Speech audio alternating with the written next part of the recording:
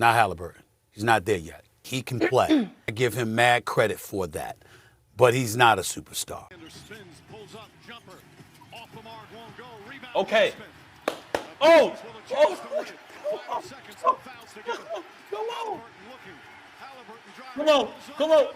Oh! Oh, shit! Yo! Oh my God! Superstar! Superstar! Superstar! You know what it is. Stephen A., Chalamet, have it your way. Patience is sick. Hello everybody and welcome back to the channel.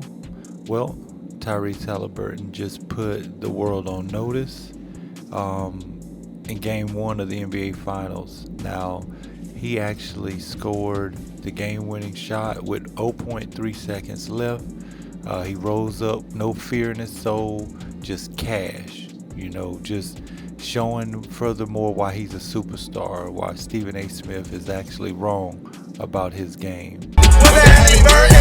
And in the post-game interview, Tyrese actually brought that up with Scott Van Pelt of ESPN and said some of his colleagues don't want to admit, you know, that they're late to the bandwagon on the story, because Scott himself said everything he had in the post-game was talking about OKC winning.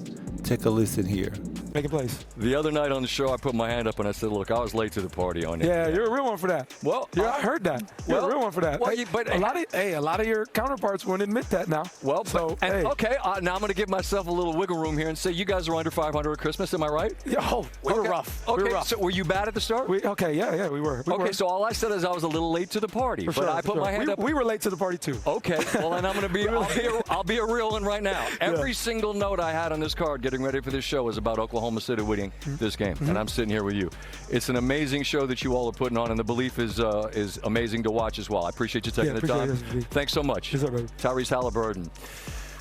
Now, anytime you have a situation where, you know, a sports analyst actually admits the fact that, hey, we were, you know, getting ready for OKC, that lets you know how far gone they thought the game was. They thought that game was completely over.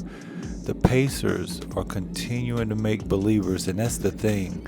You don't want to keep going against a team who expects to come back and win, because now all the pressure is shifting to the team with the lead. Like if you only got a 9-point lead with 2 minutes left, you can't feel safe anymore playing the Indiana Pacers. You know what it likens me to? You know, back when Tiger Woods was on his run, you could be up 3 strokes with on the back 9 of the final day, and you just get nervous because you know Tiger Woods is within 3 strokes of me, so that puts too much pressure on me having to still play at an elite level, because I know he's going to come roaring back. That's kind of the feeling that Tyrese Haliburton is actually giving, you know, these teams. I'll say this now, this is the most historic kind of clutch run that I've seen in modern NBA. I mean, I can't think of no situation where it had to happen at each round. Think about it. It's had to happen at each round.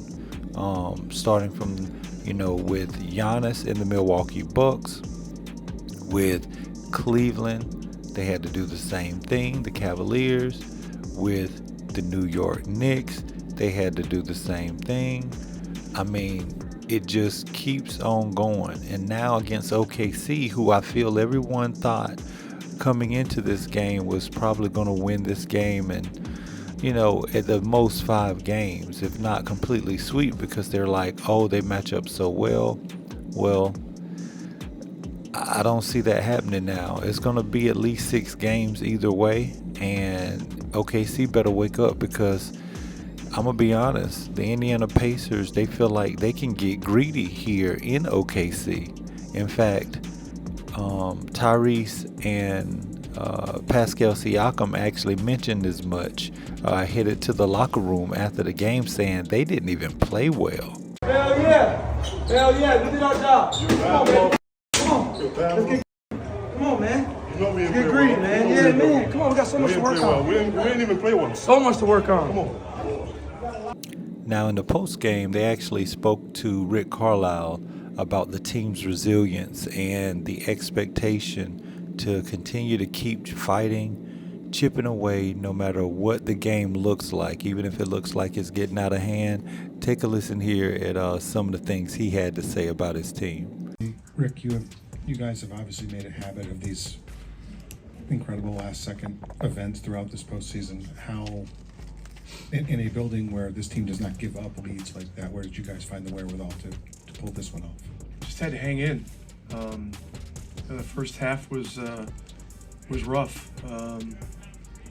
19 turnovers. The good thing was it was only 9 points, and so we were within reach of still being in the game. I think we won the third quarter by 3, which was progress.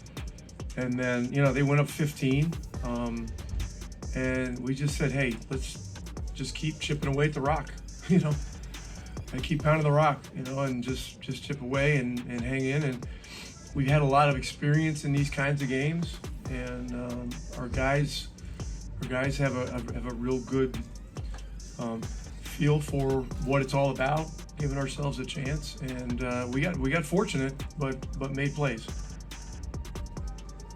Right here in the front.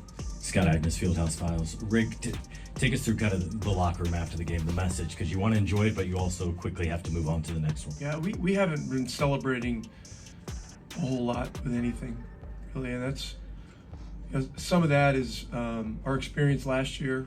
Some of it is Pascal having been through this kind of a run and getting to the finals before.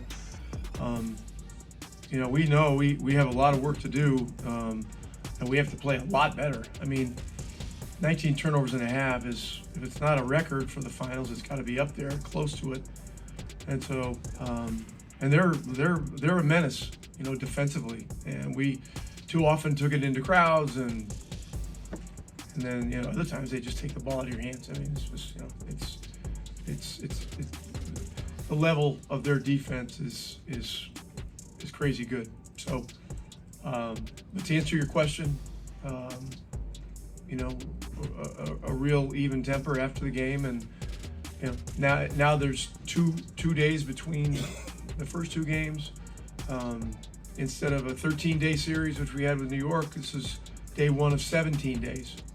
So this is going to be a long journey and a lot going on, and so we're just going to have to keep our eye on the ball and keep focusing on one another. So let me know what you guys think, man. NBA 2025 Finals, Game 1 is in the books. I think OKC is still favored. There's no way they can be just as favored as they were coming into the series now that they've dropped the first home game. Now, Indiana can really put pressure on them by keeping the game close enough within striking distance, which for them in Game 2, that would mean, being within 11 with like 3 minutes left. That's the kind of comeback skills they've actually shown as a team. But let me know what you guys think. Be sure to like, subscribe, hit that notification bell, and I'm gonna holler at you guys next time. Peace.